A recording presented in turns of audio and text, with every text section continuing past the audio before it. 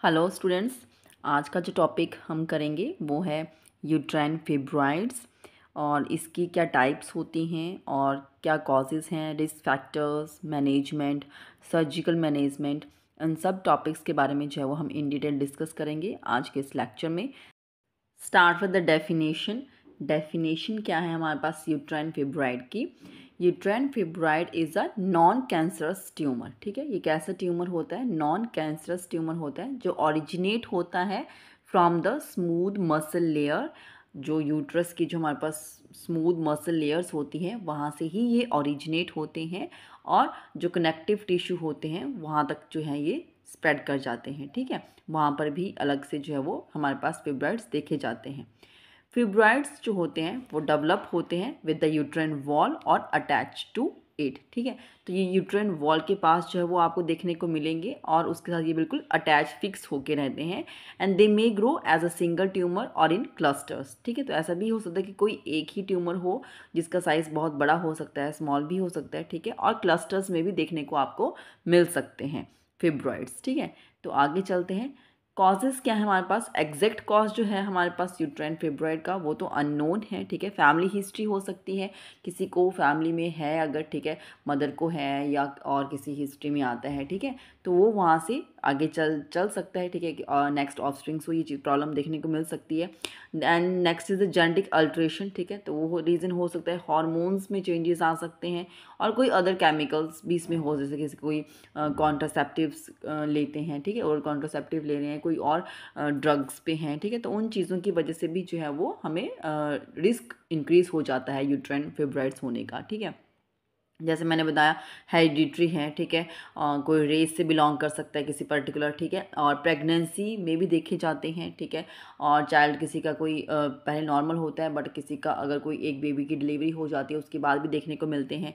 नली para obesity. ठीक है, तो नली पैरा मीन्स कोई ऐसी वुमेन जिसने कभी भी किसी बच्चे को जो है वो डिलीवर नहीं किया है, बर्थ नहीं दिया है। ठीक है, तो उस टाइम पर जो है वो उनमें अगर ओबेसिटी होती है तो वो एक रीज़न हो सकता है, और जिन्होंने ओरल कॉन्ट्रासेप्टिव का इंटेक ज़्यादा किया होता है। ठीक है, तो इन सब रीजंस की वजह से जो है वो हमारे पास यूट्राइन फिब्रॉइड के चांसेस जो हैं वो इंक्रीज़ हो जाते हैं कि एक फीमेल को जो है वो यूट्राइन फिब्रॉइड हो सकता है। नेक्स्ट आर द टाइप्स आप देख सकते हैं। फर्स्ट है हमारे पास इंटरस्टिशियल और इंट्राम्यूरल फिब्रॉइड। ठीक है, इंटरस्टिशियल और इंट्राम्यूरल फिब्रॉइड जो हमारे पास होते हैं ये मोस्ट कॉमन टाइप होती है यूट्राइन फिब्रॉइड की, और ये कहाँ पे आपको देखने को मिलेंगे? With in the wall of the uterus. ठीक है, तो ये देखिए यहाँ पर ये हमारे पास है इंट्राम्यूरल। ठीक है, तो ये हमें कहाँ देखने को मिल रहा है?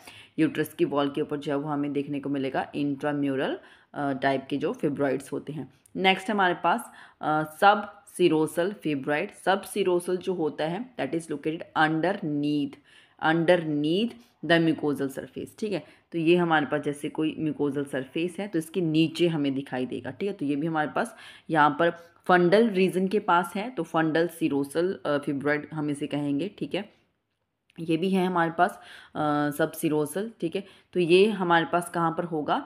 अंडर द म्यूकोजल सरफेस के नीचे होगा। ठीक है, तो इसे हम क्या कहते हैं? सब सिरोसल फिब्रॉइड। ठीक है, तो ये हुआ। नेक्स्ट है हमारे पास सब म्यूकोजल फिब्रॉइड। ठीक है, सब म्यूकोजल फिब्रॉइड हमारे पास कहाँ पे लोकेट करते हैं? In the muscle. ठीक है, in the muscle beneath the endometrium of the uterus. ठीक है, तो ये कहाँ पर है?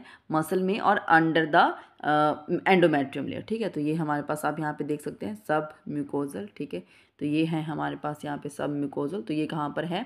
Under the endometrium layer. ठीक है, तो आप यहाँ पे देख सकते हैं ये एंडोमेट्रियल लेयर के अंडर यहाँ पर ये आपको दिखाई देगा। नेक्स्ट है हमारे पास सर्वाइकल फिब्रॉइड्स। ठीक है, सर्वाइकल फिब्रॉइड्स जो होंगे वो सर्विक्स के नियर अराउंड आपको देखने को मिलेगा, located in the wall of the cervix.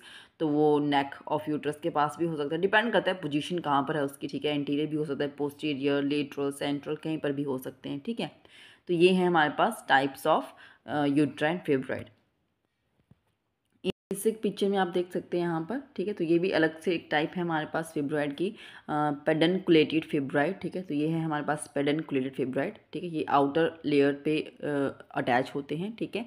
और अगर हमारे पास यूट्रस की कैविटी में होगा तो इंट्रा कैविटरी फिब्रॉइड, ये देखिए इंट्रा कैविटरी फिब्रॉइड, ठीक है। तो ये भी अलग से हैं, बाकी सभी वही है हमारे पास। सबम्यूकोजल जो म्यूकोजल लेयर में है, सबसीरोसल, ठीक है, अंडर द एंडोमेट्रियल लेयर, और इंट्राम्यूरल, तो ये हमारे पास रहेंगे। ये और सेम पिक्चर है, आप यहाँ पर भी अच्छे से देख सकते हैं। ये पेडनकुलेटेड जो है वो जहाँ पर भी ओरिजिनेट होगा, ठीक है, इस तरह की किसकी अपीयरेंस होती है। यहाँ पर आप देख, ये फंडस रीजन पे था तो फंडल सबसिरोसल। नेक्स्ट हमारे पास क्लिनिकल फीचर्स क्या हैं। ये बहुत ही स्लोली ग्रो करते हैं फिब्रॉइड्स, ठीक है। सिंगल भी हो सकते हैं, मल्टीपल भी देखने को मिलेंगे, और जब भी फिब्रॉइड्स होंगे तो मेंस्ट्रुअल अबनॉर्मैलिटीज़ देखने को मिलती हैं, ठीक है, जिनमें मेनोरेजिया, मेट्रेजिया, ठीक है। मेनोरेजिया में हमारे पास क्या होता है, मेनोरेजिया हैवी और प्रोलॉन्ग्ड मेंस्ट्रुअल ब्लीडिंग होती है मोर देन 7 डेज, ठीक है, मोर देन 7 डेज तक ये चलती है हैवी और प्रोलॉन्ग ब्लीडिंग। और जो मेट्रेजिया हमारे पास होता है ये इरेगुलर ब्लीडिंग होती है बिटवीन द मेंस्ट्रुअल पीरियड्स, ठीक है, और किसी भी टाइम पे हो सकती है वैसे तो, ठीक है। नेक्स्ट है डिस्मेनोरिया, ठीक है, तो पेन होगा ड्यूरिंग द मेंस्ट्रुएशन, और एबनॉर्मल गायनेकोलॉजिकल हेमरेज हो सकता है, हैवी और पेनफुल पीरियड्स हो सकते हैं, मेंस्ट्रुअल ब्लीडिंग होगी, साथ में पेल्विक पेन होगा, फ्रीक्वेंट यूरिनेशन की प्रॉब्लम हो सकती है, पेन होगा ड्यूरिंग इंटरकोर्स के टाइम पे, ठीक है। और ये डिपेंड करता है लोकेशन क्या है फिब्रॉइड की, एंड इनफर्टिलिटी भी इसमें देखा जाता है, ठीक है। और डिफिकेशन जब करेंगे, ठीक है, स्टूल पास जब करते हैं तब बैक एक होता है, और पेनफुल यूरिनरी फ्रीक्वेंसी और रिटेंशन, और ड्यूरिंग प्रेगनेंसी, ठीक है, अगर प्रेगनेंसी के टाइम पे किसी को यूट्राइन फिब्रॉइड होता है तो वहाँ पर मिसकैरेज के केसेस देखने को मिलते हैं, प्रीमेच्योर लेबर के चांसेस इंक्रीज हो जाते हैं, ठीक है। रेक्टम पर प्रेशर रहता है जिसकी वजह से कॉन्स्टिपेशन की प्रॉब्लम देखने को मिलेगी, and there is a pressure on the bladder, ठीक है। तो ये सभी जो हैं वो हमारे पास क्या है, क्लिनिकल फीचर्स। नेक्स्ट हम बात करेंगे ट्रीटमेंट की फॉर सिम्टोमेटिक फिब्रॉइड्स, ठीक है। मोस्ट ऑफ द टाइम क्या होता है, चांसेस इंक्रीज हो जाते हैं वुमेंस की, ठीक है। अगर 35 ईयर्स के बाद जो है वो वुमेंस में फिब्रॉइड जो है वो यूजुअली देखा जाता है, ठीक है। और इसमें जो हमारे पास होता है सिम्टम्स समटाइम नहीं भी पता चलता, ठीक है, कोई सिम्टम्स यूजुअली नहीं देखने को मिलते हैं, कुछ एक में ऑब्जर्व किए जाएंगे, ठीक है। बट अगर किसी में सिम्टम है, ठीक है, फॉर सिम्टोमेटिक अगर कोई फिब्रॉइड्स किसी वुमेन को हुआ है, ठीक है, तो वहाँ पर हम क्या करेंगे, मेडिकेशंस देंगे जिनसे उसके सिम्टम्स को कंट्रोल किया जा सके, और हम मेडिकेशंस देंगे जिनसे जो ट्यूमर का जो साइज़ है उसको श्रिंक किया जा सके, ठीक है। साइज़ वो श्रिंक होगा, फिब्रॉइड्स श्रिंक होगा, उसका साइज़ कम होगा, ठीक है, तो उसको रिमूव किया जा सकता है और इजीली, ठीक है। और अल्ट्रासाउंड की हेल्प से हम उसको अच्छे से और मतलब उसकी जो लोकेशन है उसको हम ऑब्जर्व करेंगे और उसको डिस्ट्रक्शन उसकी कर सकते हैं, एंड सर्जिकली हम उसको जो है वो जो ब्लड सप्लाई जो जा रही है उस एक फिब्रॉइड को, उसकी जो ब्लड सप्लाई है उसको हम क्या कर सकते हैं, with the help of some surgical methods उस ब्लड सप्लाई को हम स्टॉप कर सकते हैं, ठीक है। और वो स्टॉप जब हो जाएगा ब्लड सप्लाई तो वो ऑटोमेटिकली श्रिंक हो जाएगी, साइज कम हो जाएगा फिब्रॉइड का, ठीक है। मायोमैक्टमी इसमें होती है, ठीक है। मायोमैक्टमी हमारे पास क्या होता है, एक सर्जिकल प्रोसीजर है जिसमें जो है वो यूट्राइन फिब्रॉइड को रिमूव किया जाता है, ठीक है। और हम यूट्राइन फिब्रॉइड को जो है एक वर्ड हमारे पास होता है दैट इज़ लियोमायोमास, ठीक है। तो वो भी हम कहते हैं लियोमायोमास, लियोमायोमास हम कहेंगे यूट्राइन फिब्रॉइड को। और इनको जो है वो मायोमैक्टमी एक सर्जिकल प्रोसीजर है जिसमें हम रिमूव करते हैं यूट्राइन फिब्रॉइड को, ठीक है। बट इसमें क्या होता है कि हम यूट्रस को इंटैक्ट रखते हैं, सिर्फ फिब्रॉइड को ही रिमूव करते हैं, जिससे क्या होता है फर्टिलिटी को प्रिजर्व कर सकते हैं, सो दैट किसी वुमेन को अगर प्रेगनेंसी चाहिए, ठीक है, तो उसमें जो है वो कोई प्रॉब्लम नहीं आएगी। हिस्टेक्टमी जो हमारे पास प्रोसीजर होता है इसमें जो है वो सर्जिकली रिमूव कर देते हैं यूट्रस को, ठीक है। Now the women is not able to get menstruate और she is not able to get pregnant, ठीक है। तो प्रेग्नेंट भी नहीं हो सकती और मेंस्ट्रुएशन भी उसका नहीं आएगा, ठीक है। और ट्रीटमेंट हम कर सकते हैं for infection and anaemia symptomatic fibroid के केसेस में। और मेडिकेशंस हम क्या दे सकते हैं, ओरल कॉन्ट्रासेप्टिव पिल्स हम दे सकते हैं, गोनाडोट्रोपिन रिलीजिंग हार्मोन एगोनिस्ट दे सकते हैं, ठीक है। और एंटी हार्मोनल ड्रग्स दे सकते हैं, एंटी फिब्रोलिटिक्स, ठीक है, non steroidal anti inflammatory agents दे सकते हैं, हार्मोनल ट्रीटमेंट इसमें हम स्टार्ट कर सकते हैं, तो ये सब भी यहाँ पर चलेगा, ठीक है। नेक्स्ट है हमारे पास सर्जरी, सर्जिकल जो इसमें हम ट्रीटमेंट करेंगे, जैसे मैंने कहा कि मायोमैक्टमी एंड हिस्टेक्टमी, ठीक है। तो जैसे मैंने बताया कि मायोमैक्टमी जो है इसमें हम जो यूट्राइन फिब्राइड है सिर्फ उसी को ही रिमूव करते हैं, ठीक है। और ये हमारे पास क्या होता है, एब्डोमिनल भी हम इसको करते हैं, ठीक है, एब्डोमिनल भी होता है ये, और लैप्रोस्कोपिकल भी किया जाता है। नाउ डेज तो रोबोटिक भी होता है, ठीक है, जो रोबोटिक जो आर्म्स होती हैं वो सर्जिकल प्रोसीजर को हैंडल करेंगी, ठीक है। तो ये डिफरेंट तरीके से होता है, एब्डोमिनल भी होता है, ठीक है, जिसमें एब्डोमिन में इंसिजन देके जो है वो हम यूट्रस को उसको ऑपरेट करेंगे और फिर ब्लड को रिमूव करके दोबारा से प्लेस कर देते हैं, ठीक है। लैप्रोस्कोपिक में जो है वो हम उसको सिर्फ फिब्राइड पोर्शन को ही रिमूव करते, कोई ओपन इसमें सर्जरी नहीं होती, with the help of the laparoscopic instruments जो है वो हम उसको वहाँ से रिमूव करेंगे।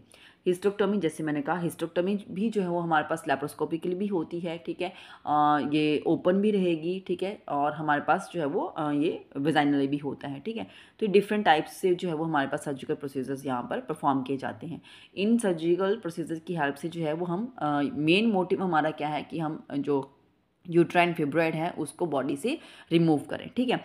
सम टाइम ऐसा भी देखा जाता है कि कोई जो वुमन होती है, ठीक है, at the time of pregnancy, ठीक है, प्रेगनेंसी के टाइम पर भी जो है वो मदर प्रेग्नेंट होती है और जैसे जैसे उसका प्रेगनेंसी कंटिन्यू करती है 6, 7, 8, 9 मंथ्स, ठीक है, वैसे वैसे जो है वो हमारे पास फिब्रॉइड भी होता है इन द यूट्रस और उसका साइज़ भी इंक्रीज़ होता है, जिसकी वजह से बच्चे का प्रॉपर ग्रोथ भी इतना नहीं हो पाता, उसको स्पेस नहीं मिल पाता है, ठीक है।